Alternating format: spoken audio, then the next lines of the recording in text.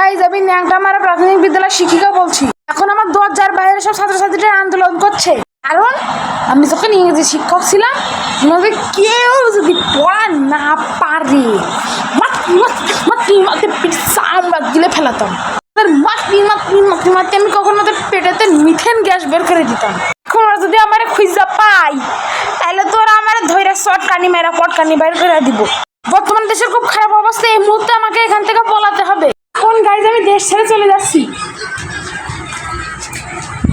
Hello Shamsur driver, তাড়াতাড়ি আপনার প্লেনে চলে আসে। ম্যাডাম আমি আপনাকে নিতে আসছি। ওই তো আমার প্লেন এসে গেছে। এ শামসুর ড্রাইভার এদিকে আয়, তাড়াতাড়ি মাল পাতি নিয়ে ইন্ডিয়ায় চলে যাই। অবশেষে ইন্ডিয়ায় গিয়েছি, অবশেষে ইন্ডিয়ায় গিয়েছি। ওগো ললিতে আর যাব না বেগুন তুলিতে, ও ললিতে আর যাব না বেগুন তুলিতে।